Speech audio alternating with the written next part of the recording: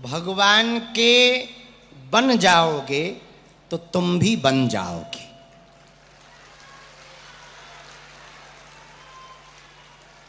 यदि आप भगवान के हो जाएंगे, भगवान के बन जाएंगे, तो भगवान तुमको भी बना देंगे। अच्छा, बन जाने का मतलब वन मत समझ लेना, जंगल। बन जाने का मतलब अमीर भी मत समझ लेना। कई अमीरों के घर पर बड़ी मायूसी छाई, प्रसन्नता नहीं। कई अमीर लोग हमारे पास आते, हमें मिलते हैं, महाराज सब कुछ है, गाड़ी है, बंगला है, घोड़े हैं, सब कुछ है, बच्चे हैं, घरवाली है, उगाई है, एक कमी है, क्या? सुखी नहीं रहते। ये बहुत लोगों की दिक्कत है।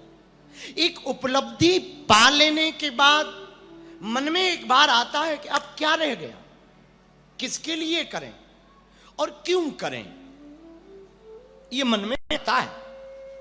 एक समय के बाद सबके मन में आता। इसको कई बार वैराग्य भी कहते हैं और कई बार मोह भंग कहते। संसार से मन उचट जाना, मोह भंग हो जाना। मेरे पागलो, तुम शाश्वत आनंद चाहते हो, सुख चाहते हो, इसकी तुम तलाश में हो। हम सब इसी की तलाश में हैं, हमें सुख मिले, आनंद मिले। इसका एक सूत्र बड़ा प्यारा है, तुम भगवान के बन जाओ, बन जाओगे।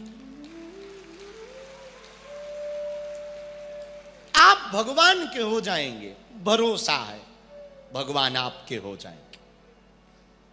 हम इस बात के लिए बहुत प्रसन्न हैं। हमारी नागपुर समिति, बागेश्वर धाम समिति नागपुर, उमरेड मंडल और बुट्टी बोरी मंडल, इन सब ने मिल करके कितनी मेहनत की, कई संघर्ष झेले। इसमें 17 सह यजमान और 3 मुख्य यजमान जो मंच पर बैठे, पांडे जी, हर्ष भैया अग्रवाल जी और जैन साहब, परिवार से और पूरी समिति दिन रात एक किया, तब जाके ये आयोजन संपन्न हुआ। तो हमसे अभी जब हम लेटे थे यजमान जी के घर, तो आशीष बैठे हुए पूछ रहे थे, हम लेटे थे, बहुत गर्मी थी तो भोजन पा के लेटे। उन्होंने हमसे पूछा कि अच्छे कामों में विपत्ति क्यों आती? हमने कहा विपत्ति न आए तो अच्छा मत समझना। कोई अवरोध नहीं आ रहा, कोई बाधा नहीं आ रही, कोई मुसीबत नहीं आ रही, समझ जाना तुम गलत काम कर रहे। हां, और कोई विपत्ति आ रही है, बाधा आ रही, समझ जाइए अच्छा काम कर रहे हो। तीर निशाने पर है। और भला है, चोर को चोर बोलो तो वो भड़बड़ाता है ना, झूठबाज को झूठबाज बोलो वो फड़फड़ाता है। वैसे ही अभक्त है। तो सत्कर्म के रास्ते में, सतमार्ग के रास्ते में, जब भगवान के रास्ते पे कोई भी जीव चलता, जीवात्मा, दुरात्मा लोग आ जाते। जीवात्मा जब भक्ति के मार्ग पर चलता तो दुरात्मा आते हैं, अब वो स्वाभाविक है और आना ही चाहिए। नदी जब चलती है, निकलती है पर्वतों से, बड़ी बड़ी पर्वतों से निकलती है, बर्फ जब पिघलती है, उससे बर्फ स्खलित होने से, बर्फ पिघलने से नदी बनती, नदी की धारा बनती। जब वो निकलती है, बड़ी बड़ी चट्टानें, बड़े बड़े पर्वत, बड़े बड़े पहाड़ बीच में खड़े हो जाते, लेकिन जब वो चीरती हुई चली जाती, पर्वतों के अवरोध को रुकती नहीं, चट्टानों के अवरोध से वो रुकती नहीं, तो एक दिन ऐसा आता वो सागर में मिल जाती है, सागर में हो जाती है। ऐसी ही भक्ति का मार्ग है मेरे पागलों। इस भक्ति के मार्ग पे आप चलोगे, बड़े बड़े चट्टाने, बड़े बड़े पहाड़, बड़े बड़े दुरात्मा, उनको हमारी बुद्धि, हमारी मति से कहते हैं दुर्जन। ये दुर्जन कौन है? जिनकी बुद्धि थोड़ा अलग है, जो खेत में एक बिजू का होता है। अब यहां महाराष्ट्र में होता हो भगवान जाने, हमारे मध्य प्रदेश में होता है, खेत के बीच में एक कपड़े का पुतला बना देते, उसको बिजूका कहते हमारे यहां, खेत का बिजूका। बड़ा गजब का है, वो खुद तो खाता नहीं, औरों को खाने नहीं देता। हाँ, वो बिजूका का काम क्या है, वो खड़ा रहता ऐसे, मटका लगा देते, उस पर कालिक पोत देते और वो ऐसे खड़ा रहता, हवा चलती तो उसके हाथ का पंखा ऐसे हिलता है, तो जीव देख करके जितने जानवर होते, अरे कोई आदमी है, बेचारे भाग जाते। अच्छा, वो खुद खाता नहीं, दूसरों को खाने नहीं देता। हमारी दृष्टि में इनको ही दुर्जन कहा है। क्या कहा? दुर्जन। तो मेरे पागलो, भक्ति के मार्ग में बाधा है, राधा के जीवन में भी तो बाधा थी। भला कृष्ण ऐसे थोड़ी मिले, गोपियों को कृष्ण ऐसे थोड़ी मिल गए। परिवार की बाधा थी, संसार की बाधा थी, और मीरा के जीवन में तो विष पीना पड़ा। तुम तो कुशल मनाओ कि तुम्हें सेल्पास की गोली नहीं दे रहे लोग, मीरा को तो विष पिलाया। भगवान राम के जीवन में कितनी बाधाएं नहीं आई जब वो नर बनकर आए। तुम कुशल मनाओ कि तुम्हारी तो घरवाली की चोरी नहीं हुई। भगवान राम के जीवन में देखो, हम लोग तो आम है, वो तो ब्रह्म है। ब्रह्म के जीवन में भी कितनी बाधाएं आई। बाधाएं आएंगी, संकट आएंगे, मेरे पागलो, पर तुम्हारा भरोसा पक्का होगा तो संकट मोचन भी आएगा। भरोसा दृढ़ हो तो संकट मोचन भी आएगा। इसलिए आज का सूत्र बड़ा प्यारा है, तुम भगवान के बन जाओ तो तुम भी बन जाओगे। अगर तुम परमात्मा के हो गए, भगवान के हो गए, तो भगवान तुम्हारा हो जाए।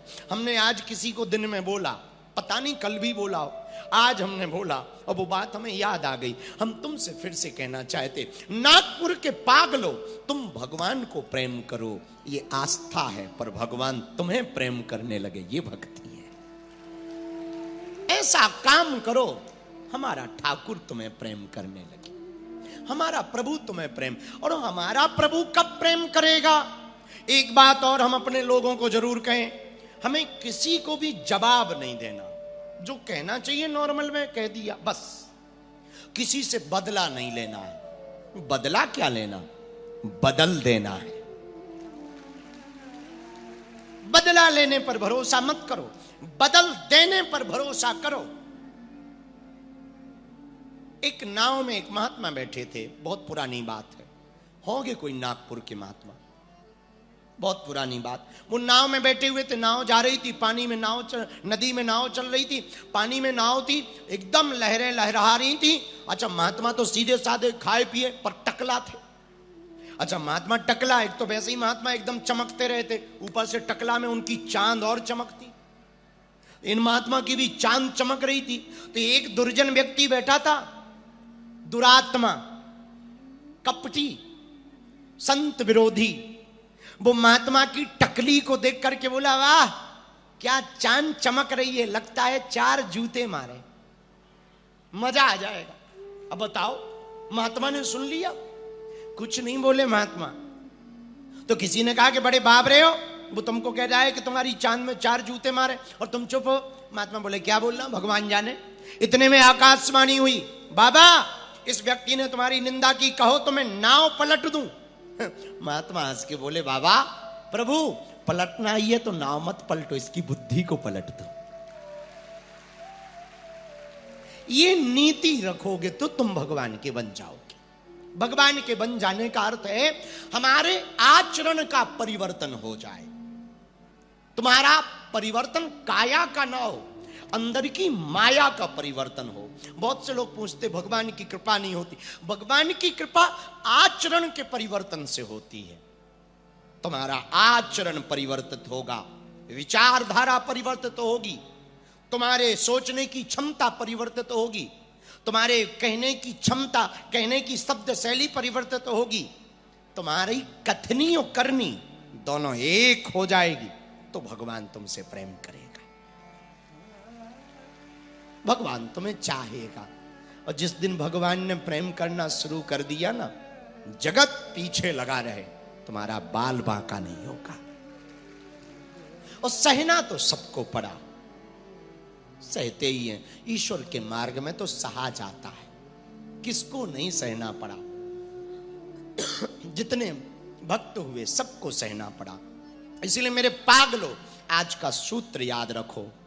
हमको एक बात याद रखनी है, उनके बन जाओगे तो बन जाओगे, भगवान के बन जाओगे तो बन जाओ। इसी पर दूसरी बात, अब हम भगवान के बने कैसे, ये प्रश्न है। भगवान के बन जाने का मतलब वाणी से नहीं।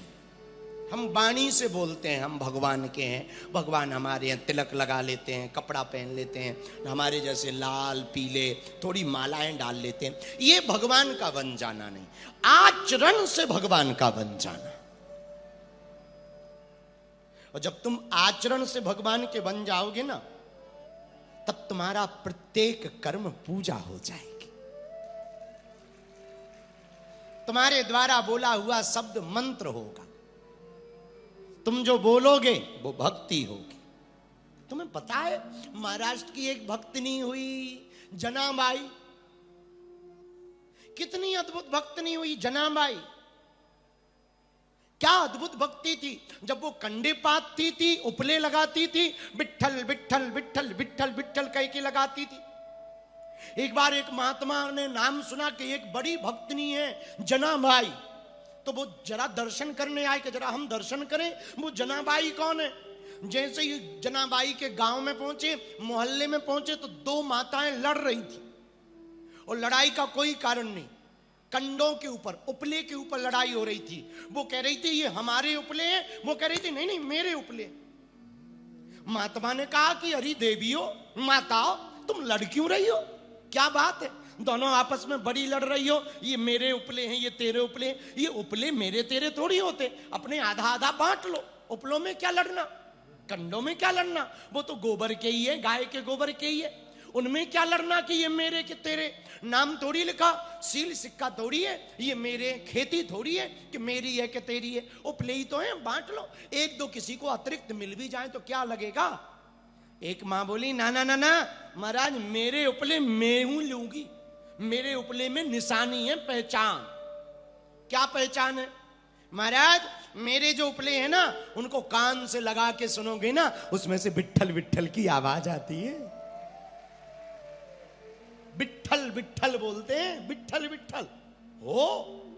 जरा चेक करूं, एक दो उपले लगाए कान से, कोई आवाज नहीं, पर जैसे ही जनाबाई का उपला लिया और कान से लगाया, भीतर से आवाज आई विठ्ठल विठ्ठल विठ्ठल विठ्ठला